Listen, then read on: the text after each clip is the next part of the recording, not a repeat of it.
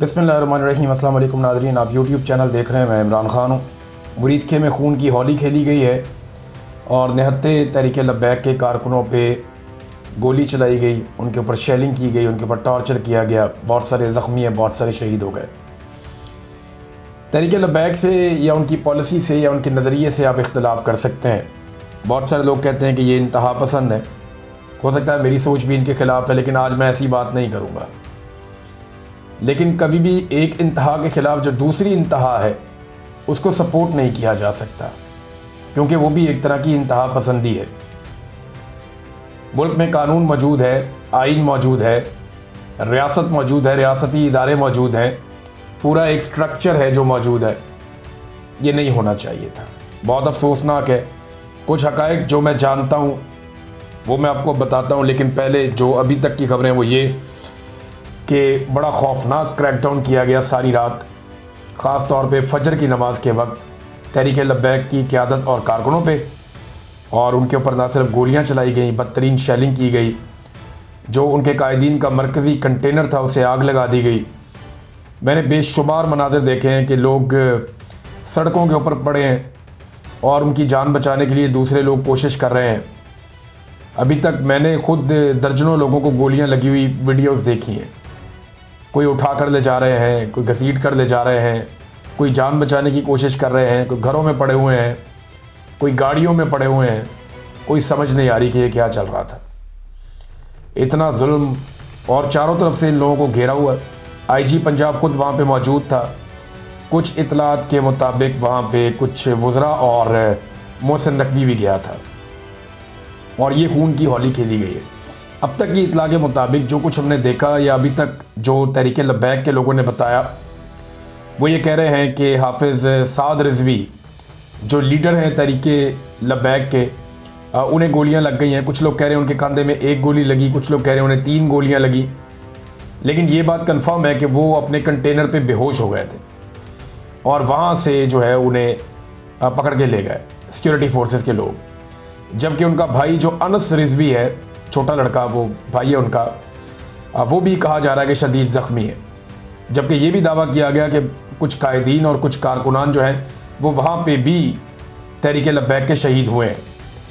तो हर तरफ लाशें पड़ी हुई थी और ज़ख्मी पड़े हुए थे। बहुत अजीब सूरत हाल थी जो वहाँ से रिपोर्ट हो रही है। मैं क्योंकि ख़ुद वहाँ पे फ़र्स्ट हैंड रिपोर्टिंग नहीं कर रहा और अब रिपोर्टर्स वहाँ पे मौजूद भी नहीं थे जिस तरह गोली चल रही थी। हम अभी इन्हिसार करेंगे तहरीक लब्बैक जो बात कह रही है उसके ऊपर। और तहरीक लब्बैक ये दावा कर रही है गुज़िश्ता 24 घंटों से, बल्कि इससे ज़्यादा टाइम हो गया, कि उनकी लाशें छीन ली जाती हैं, एम्बुलेंसेस में डालकर गायब कर दी जाती हैं। बता ही नहीं रहे कि उनके कितने लोग मारे गए हैं और उनकी लाशें गायब की जा रही हैं, उनके ज़ख्मियों को गायब किया जा रहा है। बल्कि वहाँ पे बख्तरबंद गाड़ियाँ जिस तरह भाग रही थी उसमें ये दावा किया गया कि बहुत सारे लोग इन गाड़ियों के नीचे भी आ गए। ये खौफनाक मनाज़र हैं। 26 नवंबर के बाद हमने इस तरह के मनाज़र अब देखे पाकिस्तान में। इससे पहले इस तरह की चीज़ें हमने 26 नवंबर को देखी थी और ये इंतहाई तकलीफ़ दे मनाज़र हैं जो लगातार दिखाई दे रहे हैं। बहरहाल दोनों भाई जो लीडरान हैं वो दोनों गिरफ़्तार हो गए हैं। सिक्योरिटी फोर्सेज उन्हें उठा कर ले गई हैं और इतला ये दी जा रही है कि दोनों ज़ख्मी भी हैं। अब मैं आपको ये भी बता दूँ कि साद रिजवी गुज़िश्ता 24 घंटों से ज़्यादा हो गए हैं लगातार बार बार कह रहा था कि मेरे साथ मुज़ाकरात करो, हम टीम भिजवा देते हैं, उनके साथ मुज़ाकरात करो।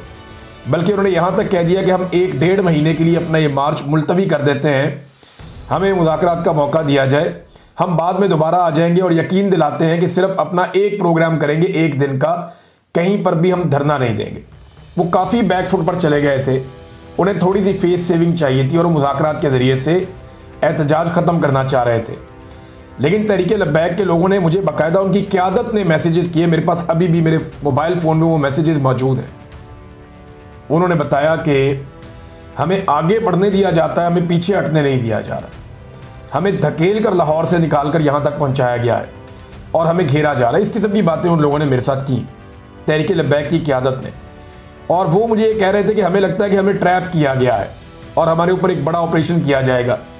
फिर जो इस्टेब्लिशमेंट के अंदर सोर्सेज हैं जिन सहाफ़ियों के, उनमें से एक से मेरी बात हुई और उन्होंने मुझे कंफर्म किया कि इमरान साहब, मामला ये है कि अब तय कर लिया गया है बड़े हाई लेवल के ऊपर कि इन्हें एलिमिनेट किया जाएगा, यानी इन्हें अब रास्ते से हटाया जाएगा, तहरीक लब्बैक को इसको हमेशा के लिए क्रश कर दिया जाएगा।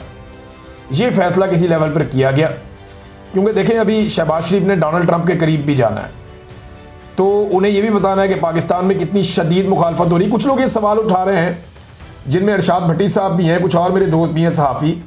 मुझे समझ नहीं आ रही कि वो ये सवाल क्यों उठा रहे हैं कि भाई वो ये कह रहे हैं कि जी अगर फ़लस्तीनी मान गए और अरब मान गए तो आपको क्या तकलीफ़ है, अब अमन मुआहदा हो गया तो आप एहतजाज करने के लिए क्यों निकले। देखिए अभी एहतजाज हुआ है बरतानिया में, इस मुआहदे के बाद 2 लाख लोग निकले हैं। साउथ अफ्रीका में आज एहतजाज हो रहा है, बहुत बड़ी तादाद में लोग वहाँ पे निकल रहे हैं, सिक्योरिटी फोर्सेस उनको प्रोटेक्शन दे रही हैं। डोनाल्ड ट्रंप के अमन मुआहदे के बाद यूरोप के कई ममालिक के अंदर फ़लस्तीनियों के साथ इज़हार यकजहती के लिए और इसराइली पॉलिसी के खिलाफ लोगों ने एहतजाज किया। लेकिन किसी भी दुनिया के एक मुल्क में मुजाहिरीन के ऊपर ऐसे गोली नहीं चली है, इस तरह कत्ल व गारतगिरी नहीं हुई जो पाकिस्तान में हुई है। बजाय पाकिस्तान के सहाफ़ी और दानिश्वर ये सवाल पूछें कि जनाब अगर ये लोग पुरअमन तरीके से एक एहतजाज कर रहे हैं एक दिन के लिए और आपने बाकायदा इन्हें इजाज़त दी, रियासत ने बाकायदा इन्हें इजाज़त दी थी, या तो इजाज़त ही ना देते कि भाई आप इंतहा पसंद है, आपको हम आने नहीं देते, तो पहले इन्हें इजाज़त दी, इजाज़त दे के इनको इनके घर के ऊपर अटैक किया, फिर इनको निकाला घर से, फिर इनका लॉन्ग मार्च धकेलते धकेलते बाहर आ गया और मुरीदके में लाके अब ये क्लेम है तहरीक लब्बैक का कि हमें वहाँ पे घेर कर मारा गया और बहुत सारे लोग शहीद हुए हैं। ये मनाज़िर मैंने इससे पहले इतने तकलीफ दे सिर्फ डी चौक में देखे थे, जहाँ पे लाशें गिर रही थी, स्नाइपर से गोलियाँ चलाई जा रही थी, बाकायदा रियासत ने धमकी लगाने के बाद वहाँ पे कत्लेआम किया था, बेशुमार ज़ख्मी अस्पतालों में पड़े थे, लोग चिल्ला रहे थे, रो रहे थे। यहाँ मैंने देखा कि साद रिजवी लोगों को वास्ता भी दे रहे थे, पुलिस को और रेंजर्स को, और आखिरी वक्त तो ऐसा आ गया था कि वो वास्ते दे रहे थे कि अल्लाह का वास्ता, रसूल का वास्ता, तुम्हें तुम्हारी माओ का वास्ता, तुम वापस चले जाओ, तुम पीछे चले जाओ और बातचीत के लिए भेजो किसी को, हमसे बात करो। लेकिन ऐसा लगता है कि रियासत ने तय किया था कि इनको पूरी तरह से क्रश करना है। मुझे अफसोस जो है ना, वो देखें ये लोग बनाए भी तो रियासत ही इनके साथ ताल्लुकात बनाती है ना, इन लोगों को इस्तेमाल करती है। अफसोस मुझे इस बात का है कि निहत्ते मासूम नौजवान कत्ल हो गया। अब कोई अपने घर का वाहिद सहारा होगा, कोई बेटा अपनी फैमिली को संभालता होगा, कोई बाप जो है वो अपने बच्चों के लिए बड़ा सहारा होगा। अब ये जो कत्लेआम हो गया और जो नंबर तहरीक लब्बैक के लोग बता रहे हैं वो इंतहाई खौफनाक है, वो मैं दोहराना भी नहीं चाहता। यानी वो तो जो नंबर बता रहे हैं वो सैकड़ों के अंदर बता रहे हैं कि इतने कारकुन उनके शहीद हो गए, और जो जख्मियों की तादाद बता रहे हैं वो भी बहुत बड़ी तादाद बता रहे हैं तहरीक लब्बैक के लोग। और ये उनके वो अकाउंट्स हैं जो उनके मेन अकाउंट्स हैं, उनकी लीडरशिप के अकाउंट्स हैं, वहां से इस किस्म की खबरें आ रही हैं। अब तक के लिए इतनी, अपना ख्याल रखिएगा, अपने चैनल का भी। अल्लाह हाफ़िज़।